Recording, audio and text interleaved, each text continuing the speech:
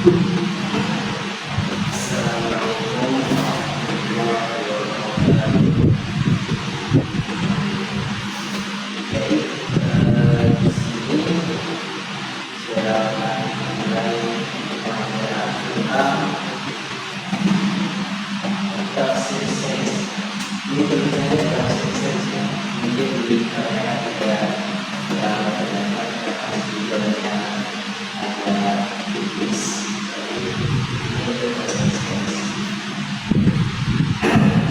Sebelum kita mulai materi ini, kita harus tahu proses itu apa.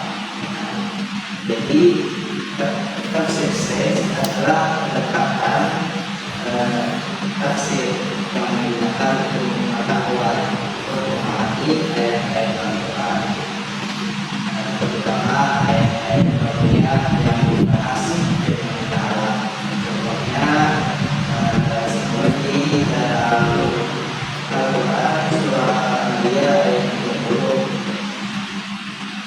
karena di dalam ayat itu membahas teori pikir dan hukum.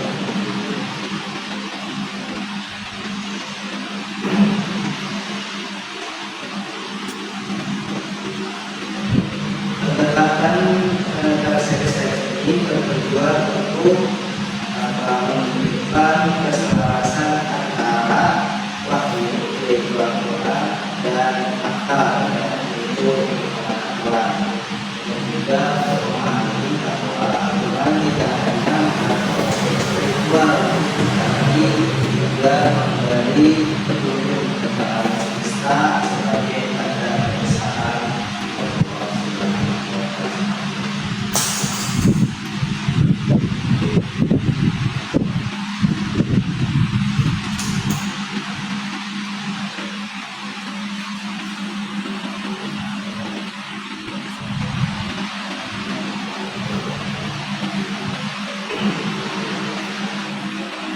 Atau dia cintai kasih saya sebut intinya itu mengintegrasikan ilmu dengan Al-Quran, terus untuk menjawab pertanyaan juga dengan berkembangnya ilmu pengetahuan. Daerah kasih itu juga membantu umat Islam menegaskan bahwa Al-Quran juga dapat sebagai dasar karena berkaitan antara ilmu pengetahuan dengan Al-Quran bisa memperkuat keimanan dan keikhlasan wahyu Allah Subhanahu wa Ta'ala.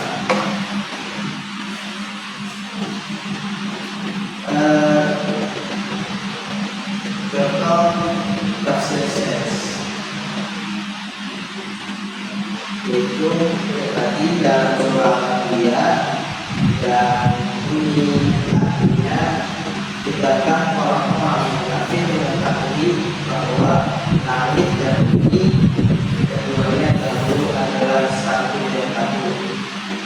Digarisbawahi bahwa langit dan bumi keduanya dahulu adalah suatu yang satu, kemudian kami pisahkan keduanya. Dari ayat ini kita tahu bahwa penjelasan dari ayat ini selaras dengan pengetahuan yang membahas tentang itu teori tentang penciptaan alam semesta yang awalnya semesta itu adalah satu yang baku, kemudian dia meledak dan terbesar menjadi satu alam semesta. Juga contoh yang lain seperti dalam surah Al-Mu'min ayat 12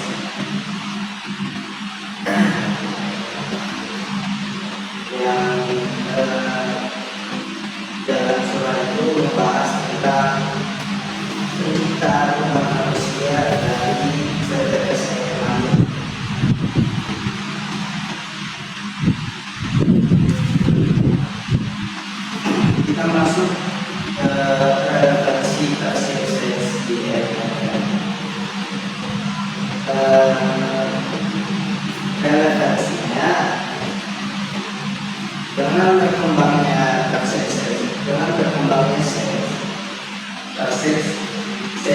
menjadi alat untuk memahami konteks antara ayat Al-Quran secara lebih luas. Juga dengan berkembangnya tafsir sains membuka ruang ijtihad, karena tafsir sains mendorong pengembangan untuk berijtihad untuk memahami ayat-ayat Allah yang sesuai dengan konteks zaman. Dan melalui fenomena alam yang dijelaskan dalam sains, lalu kita padukan dengan tafsir. Dengan tafsir itu menyadarkan kepada kita bahwa keberadaan Allah itu memang benar-benar ada, supaya kita sebagai manusia bersyukur dan mengakui kebesaran Sang Pencipta. Prinsip-prinsip yang ada dalam tafsir sains itu pertama, tidak memaksakan penafsiran ayat Al-Quran harus sesuai dengan sains, tapi yang kita cari dari tafsir sains itu adalah kesesuaian tanpa mengubah makna asli dari ayat itu sendiri. Kedua adalah kontekstualisasi, itu memahami ayat dalam konteks waktu dan menyadarinya dengan perkembangan zaman. Dan prinsip yang terakhir itu kita harus berhati-hati dengan teori sains, karena tidak semua teori sains adalah fakta absolut. Bisa jadi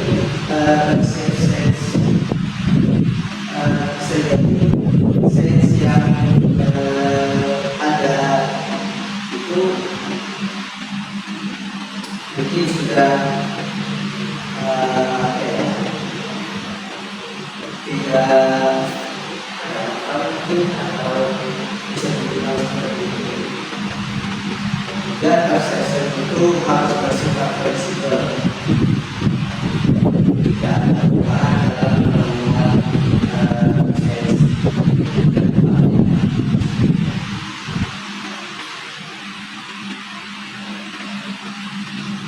Selanjutnya, metode tafsir sains. Metode yang digunakan dalam tafsir sains itu menggunakan penafsiran ayat-ayat kauniyah, ayat-ayat tentang alam semesta atau ayat-ayat tentang penciptaan. Juga menggunakan ilmu sains untuk membantu memahami konteks dari ayat dan membatasi interpretasi atau penafsiran agar tetap relevan dengan kebencian. Jadi metode tafsir dari tafsir sains itu tidak jauh dari penggunaan ayat, juga penggunaan sains untuk pengetahuan dan pembatasan penafsiran, karena tafsir sains yang namanya tafsir, pokok utama dari tafsir itu adalah Al-Quran. Jadi tafsir sains itu tidak boleh melebihi apa yang ada dalam Al-Quran atau tidak, harus relevan dengan prinsip Al-Quran dan hadis itu.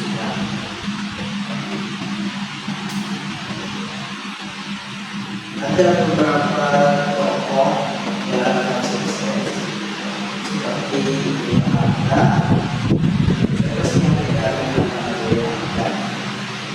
beliau adalah orang besar yang dikenal dengan kajiannya, yaitu tafsir Al-Azhar.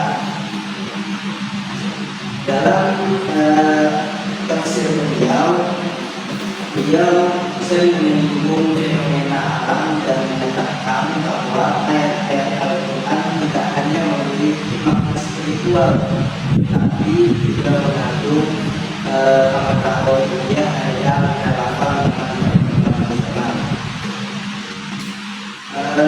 Juga ada Maurice Bucaille. Beliau adalah seorang dokter dan ilmuwan asal Prancis. Bukunya yang terkenal adalah The Bible, The Quran, dan Science. Dalam buku beliau, dia membahas tentang keajaiban dunia yang ada di dalam Al-Quran. Dan juga mengatakan bahwa banyak pengetahuan dunia yang terkandung dalam Al-Quran yang sesuai dengan dunia modern. Tokoh yang ketiga adalah Al-Qaeda, seorang cendekiawan dan pendakwah asal Turki yang dikenal karena itu sering menghubungkan antara sains dan Al-Quran.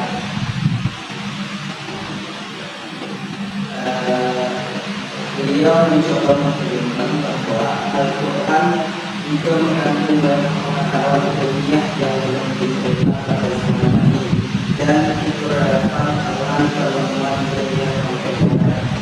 Sering diketahui dalam Al-Quran itu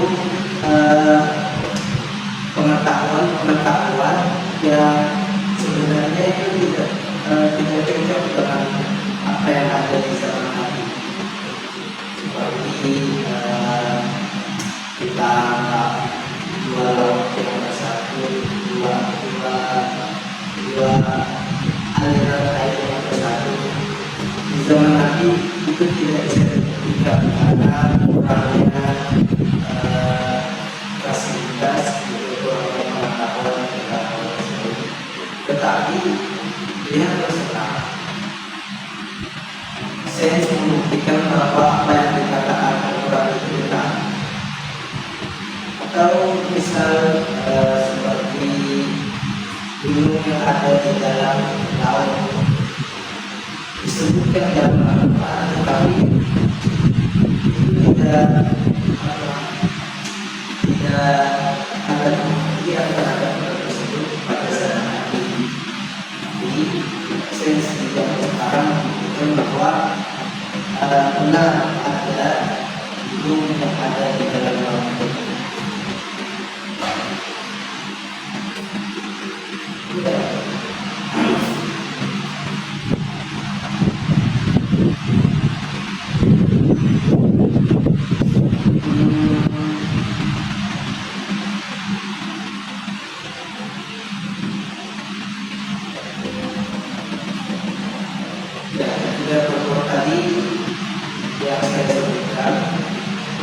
Berperan penting dalam perjalanan dan mengembangkan pemahaman tentang hubungan antara ilmu pengetahuan dan berbagai budaya Islam. Selain tiga tokoh tadi, ada juga Quraisy atau tafsir Al-Islamnya. Di dalam tafsir itu sering beliau mengaitkan antara ayat kolonial dengan esensi modern, atau mungkin tafsirnya teori dan juga disebutkan tentang esensi modern.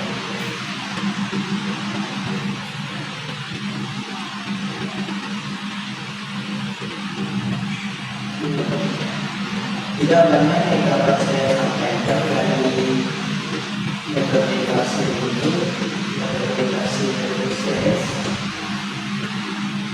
Mungkin kesimpulannya, tafsir itu berupaya untuk menjembatani antara wali dan akal untuk memperkuat keyakinan para hambanya akan kesempurnaan Al-Quran dan menunjukkan bahwa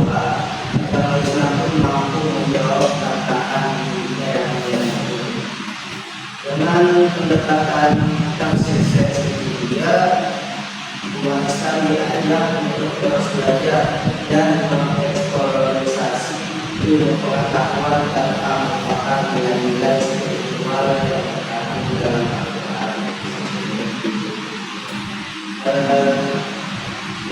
Itu saja yang dapat saya sampaikan. Kurang lebihnya mohon diterangkan. Saya tutup pelajaran kita tentang